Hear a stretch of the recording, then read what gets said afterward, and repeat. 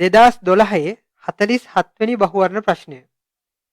පළවෙනි ප්‍රකාශය නයිට්‍රජන් පෙන්ටොක්සයිඩ් නියැදියක් රත් කරන විට කාලයත් සමග පද්ධතියේ සිදුවන පරිමා වෙනස අධ්‍යයනය කිරීමෙන් නයිට්‍රජන් පෙන්ටොක්සයිඩ් නයිට්‍රජන් ඩයොක්සයිඩ් වායුව සහ ඔක්සිජන් වායුව බවට වියෝජනය වීමේ ප්‍රතික්‍රියාවේ පෙළ නිර්ණය කළ හැකිය. අපිට පුළුවන් මේ ප්‍රතික්‍රියාවේ ශීඝ්‍රතා නියම ප්‍රකාශනය ලියන්න. ප්‍රතික්‍රියාවේ ශීඝ්‍රතාව සමාන වෙනවා ශීඝ්‍රතා නියතය ගුණ කිරීම වායුමය නයිට්‍රජන් පෙන්ටොක්සයිඩ් වල සාන්ද්‍රණයේ යම්කිසි බලයක්. මේ විදිහට තමයි මේ ප්‍රතික්‍රියාවේ ශීඝ්‍රතා නියමය ලියන්න වෙන්නේ. එතකොට ආරම්භයේදී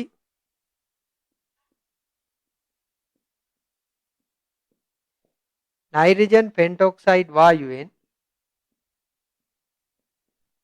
මවුල n ගණනක් ගත්ත කියලා හිතමු.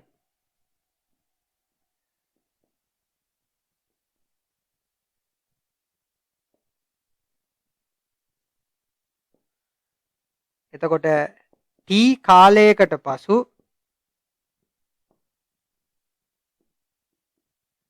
වැය වූ නයිට්‍රජන් පෙන්ටොක්සයිඩ් මවුල ගණන මවුල x කියලා හිතමු.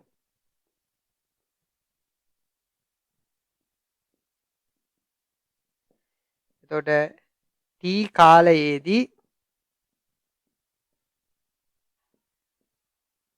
සෑදුණු නයිට්‍රජන් ඩයොක්සයිඩ් මවුල ගණන කීයද?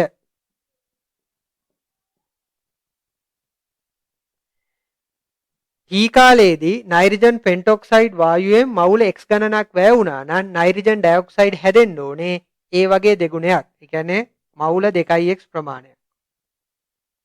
එතකොට t කාලයේදී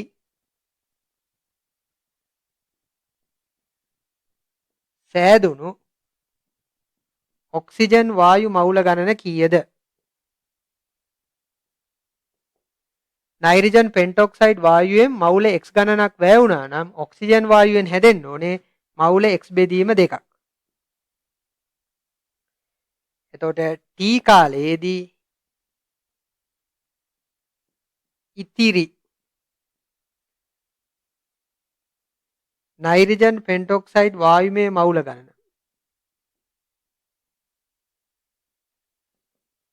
මවුල n ප්‍රමාණයක් ආරම්භයේදී ගත්තා මවුල x ප්‍රමාණයක් වැය වුණා. එහෙනම් t කාලයේදී ඉතිරි නයිට්‍රජන් පෙන්ටොක්සයිඩ් මවුල ගණන මවුල n අඩු කිරීම x. එතකොට t කාලයේදී පවතින මුළු වායු මවුල ගණන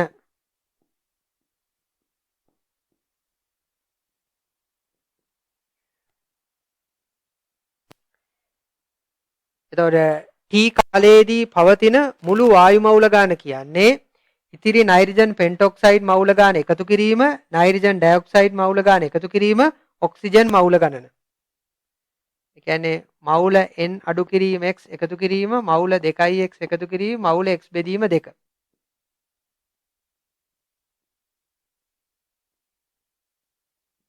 ඒතර සුළු වුණාම ලැබෙනවා මවුල n එකතු කිරීම 2x අඩු කිරීම x කියන්නේ x එකතු කිරීම x බෙදීම 2. ඒ කියන්නේ 3x බෙදීම 2යි.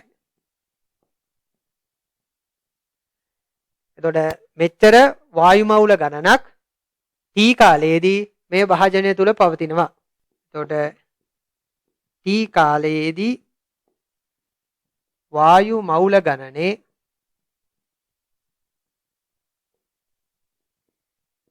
සිදු වූ වෙනස අපිට පැහැදිලි t කාලයේදී භාජනය තුල මවුල n එකතු කිරීම 3x බෙදීම 2ක් තිබුණා. ආරම්භයේදී තිබුණේ නයිට්‍රජන් පෙන්ටොක්සයිඩ් වායුව විතරයි. ඒ මවුල n ගණනක්. අඩු කිරීම මවුල n. t කාලයේදී වායු මවුල ගණනයේ සිදු වෙනස මවුල 3x බෙදීම 2යි. එතකොට මේ වායු මිශ්‍රණය පරිපූර්ණ වායු මිශ්‍රණයක් නම් අපිට PV සමානයි nRT යෙදිය හැකියි. එතකොට මේ ප්‍රතික්‍රියාව නියත පීඩනයේදී සහ නියත උෂ්ණත්වයේදී සිදු වුණොත් වායු මවුල එකක් සඳහා වායු නියතය නියතයක් නිසා අපිට කියන්න පුළුවන් වායු මිශ්‍රණයේ පරිමාවේ සිදුවන වෙනස අනුලෝමව සමානුපාතික වෙනවා වායු මවුල සංඛ්‍යාවේ සිදු වූ වෙනසට. එතකොට t කාලයේදී වායු මවුල ගණනයේ සිදු වූ වෙනස මවුල 3x බෙදීම 2යි. ඒ කියන්නේ මේ තත්ත්වයටදී පරිමා වෙනස අනුලෝමව සමානුපාතික වෙනවා මවුල සංඛ්‍යාවේ සිදු වෙනස. ඒ කියන්නේ 3x බෙදීම 2ට 3 බෙදීම 2 කියන්නේ නියතයක්. එතකොට අපිට කියන්න පුළුවන් වායු පරිමාවේ සිදු වෙනස x ට අනුලෝමව සමානුපාතිකයි.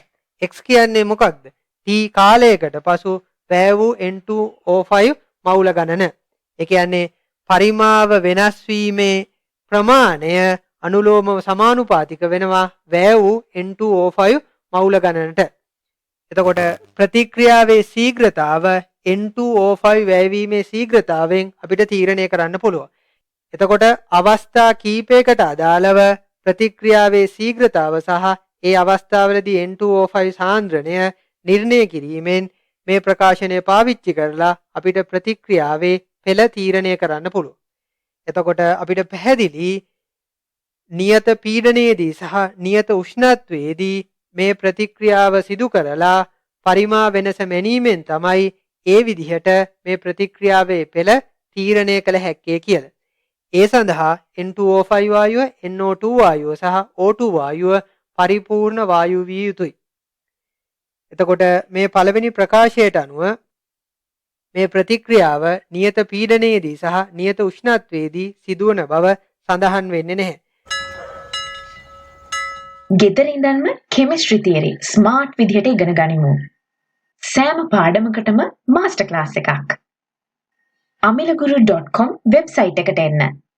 වැඩි විස්තර සඳහා 0814 503 979 අමතන්න. එතකොට මේ පළවෙනි ප්‍රකාශයට අනුව මේ ප්‍රතික්‍රියාව නියත පීඩනයේදී සහ නියත උෂ්ණත්වයේදී සිදුවන බව සඳහන් වෙන්නේ නැහැ. උෂ්ණත්වයේ නියත බව සඳහන් නොවෙනවා රත් කරන විට කියලා දීලා තියෙන නිසා. එතකොට වායු නිදිය රත් කරනකොට උෂ්ණත්වයේ නියතව පවතින්නේ නැහැ. ඒ නිසා මේ විදිහට ප්‍රතික්‍රියාව පෙළ නිර්ණය කිරීම සඳහා අවශ්‍ය වන එක කොන්දේසියක් මේ තත්ත්වයේදී තෘප්ත වෙලා නැහැ. ඒ උෂ්ණත්වයේ නියත වීම. ඊට අමතරව නයිට්‍රජන් පෙන්ටොක්සයිඩ් වායුව, නයිට්‍රජන් ඩයොක්සයිඩ් වායුව සහ ඔක්සිජන් වායුව පරිපූර්ණ වායු නෙවේ, තාත්වික වායු. ඒ නිසා PV සමාන NRT සම්බන්ධතාව මේ වායු සඳහා 100% නිවැරදිව වළංගු වෙන්නේ නැහැ. එතකොට මේ හේතු නිසා අපිට කියන්න පුළුවන් පළවෙනි ප්‍රකාශය අසත්‍යයි කියලා.